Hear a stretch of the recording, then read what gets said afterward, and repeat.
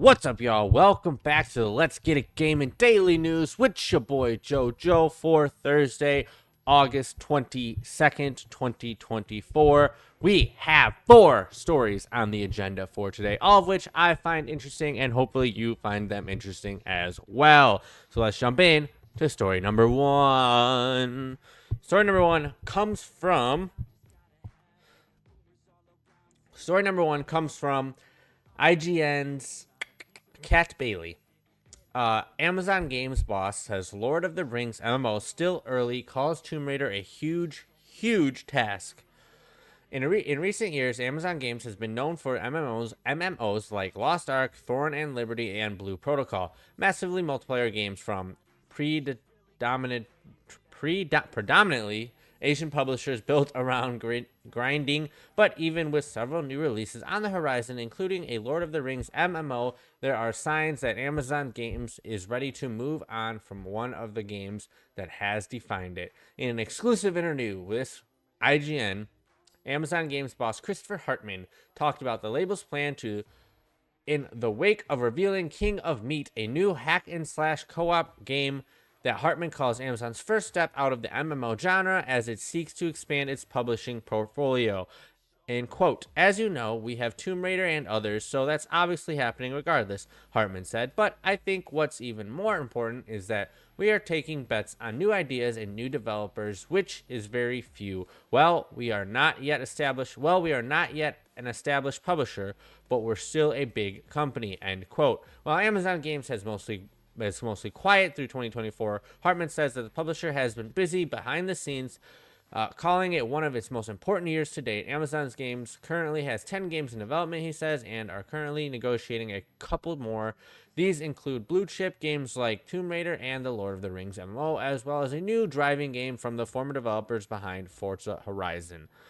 I am kind of interested now to see what Amazon's Games is going to do with some of these IPs and what new stuff they have coming. I'm going to be honest with you. I forgot that they kind of had a studio now, or a publisher studio, I guess. So this is cool. I love that they're talking about like doing new games, but I also love that they're talking about branching out from MMOs, because I don't really like MMOs, and this is like a personal take. I don't really love MMOs, but I did love the Tomb Raider games, and I would kind of be interested to see what a Lord of the Rings game looks like. I've never actually seen the movies, I know, but it would be an interesting one to see. And the fact that they're working on 10 games is pretty astronomical. Hopefully there is some quality in that. I think it'll be interesting to see what they come up with, and hopefully you guys think it's interesting too. But we will have to wait and see. Hopefully next year we get some news. Maybe we get some at the end of this year. That'd be dope too. All right, let's jump into story number 2. This is more Amazon Games news. This one comes from, once again, IGN's Kat Bailey. Amazon Games boss says label will put games on Nintendo Switch 2, praises Switch as a great device. Nintendo fans are still anxiously awaiting news on the Nintendo Switch 2, which isn't expected to be out until after April 2025, but Amazon Games CEO Christopher Hartman says fans should be patient, praising the Switch as a great device and saying that the label will support the next-gen Switch whenever it arrives.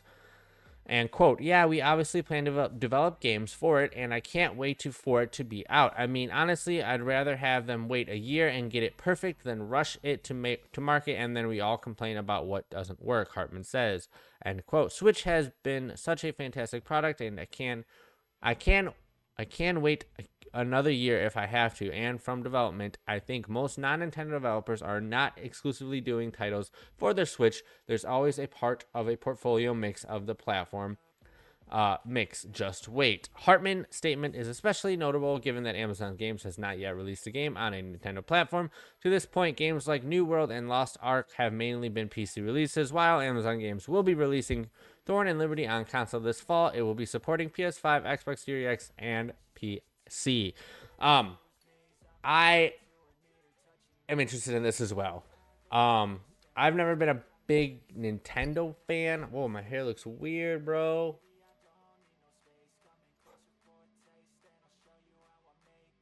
I don't like that. Hold on. Just ignore that. And now my hat looks crooked. God damn it.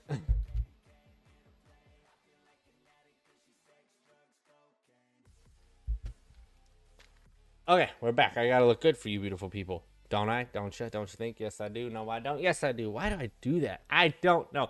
Anyways, as I was saying, I am interested in this. I am actually very interested in the Switch 2. I'm sure most people are, but the rumors that might be pretty high quality in the type of system it is, and I'm also hearing a lot about some AI integrations into the Switch, which would be dope. It would hopefully help compensate for the lack of performance that I would say the Switch One has. Maybe they could use AI to kind of step it up, like they use it for different what's it called? What is Nvidia's thingamabobamajigger called? The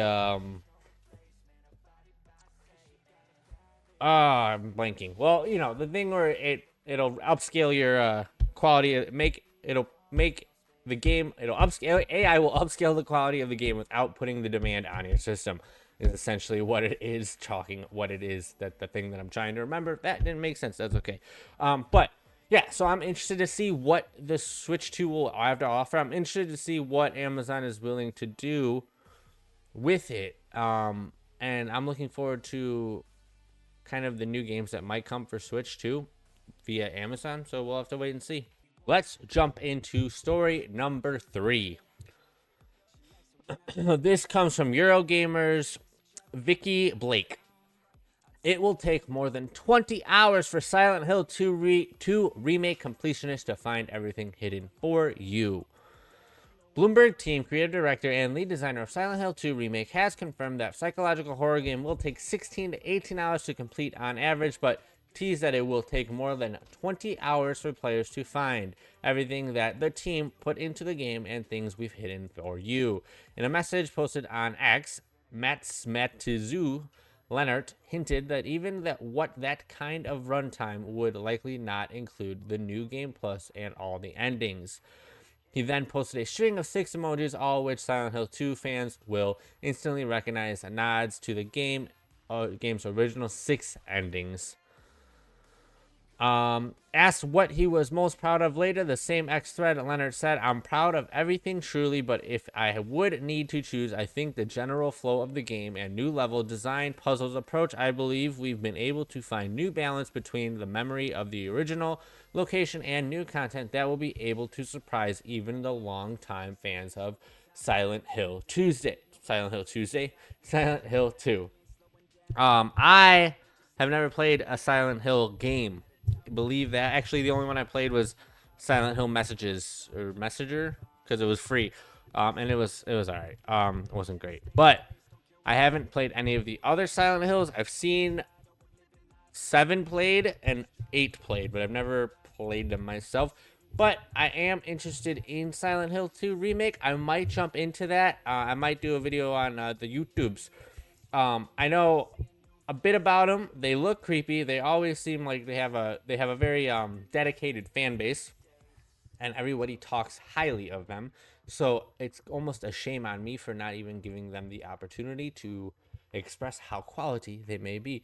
So maybe I'll play it on the channel, as I said. If you guys want to see me play it on the channel, let me know in the comments below. A little comment will let me know if you guys are interested in it, because I think it'll be fun to maybe do and experience something new or old or new-ish old.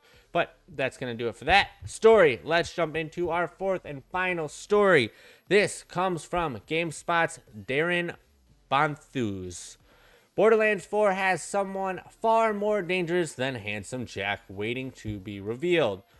Borderlands 4 was officially revealed during Gamescom opening night live this week, and while the teaser trailer was purely a CGI affair, fans immediately began combing through it for clues on the next game could be about. One of the more popular theories on X is that Borderlands 4 will see Handsome Jack return, as the brief flash of a vault symbol in the trailer perfectly matches up with one that was punched into his face by Lilith in Borderlands, the pre-sequel. Gearbox boss Randy Pitchford has responded to that post and said that the symbol isn't hinting at Handsome Jack, but rather someone, in quote, far more dangerous and sinister instead. Ever since he first appeared in Borderlands 2, Handsome Jack has arguably been the best antagonist in the loot and shoot franchise. Players would eventually kill the egotistical Hyperion CEO by the end of the game, but his legacy would live on with more appearances in future Borderlands adventures. In the pre-sequel, players could play as a Jack body double while helping the real deal out in the Borderlands 3. One of the DLC expansions was set on Jack's orbital casino and saw players cleaning up a major mess that he'd left behind. The most significant Handsome Jack remnant was easily the AI version of the antagonist that appeared in Tales from the Borderlands. Depending on your actions, future Atlas CEO Reese would either keep the Echo Eye device containing Jack's digital essence or destroy it, ending his threat for good. As for who could be worse than Jack, that remains to be seen, although Pitchford could be attempting to divert attention with his post. Borderlands games have a goofy sense of humor, so for all we know, this could be an elaborate setup introduce a really handsome Jack to introduce really handsome Jack to the series. I am very interested in this. More interested than I've ever been in a Borderlands game, mainly because the Handsome Jack rumors. The only Borderlands game I have ever played, as I said in yesterday's news update, was Tales from the Borderlands, and I absolutely loved that game. It was phenomenal. I truly enjoyed that game way more than I thought I would, and it was my first Telltale game to actually ever play, and it hit on every mark for me. I loved all the characters. I loved Reese. I loved Handsome Jack, his comedic timing, his interactions with Reese and why can't I remember his counterpart? I don't remember. What the heck's his name? There we go. That's his name, Reese and Vaughn. I don't know why I was blinking. I knew it started with a V. But I loved this interaction with Reese and Vaughn. I thought it was super cool. I thought it was hilarious. I thought everything about it was done magnificently. Maybe some of you did not. If you're a true Borderlands fans, I don't know, because like I said, I've never played the actual Borderlands games, but I might play it on the channel, as I said in yesterday's videos. If you do want to see me play that game or that series, drop me a comment below or a like or whatever it is to make that happen. I love making new videos. I love trying new games for you guys. I love experiencing things for a first time on the channel because I think it's more fun. But that is going to do it for all of our stories for August 22nd, 2024. I hope you guys are enjoying the news updates. If you are, hit that like button, give me that subscribe, hit that little notification bell because YouTube loves it and so do I. But thank you all for watching, and remember, I love you, I appreciate you, and I respect you, and I will catch y'all in the next one. Peace!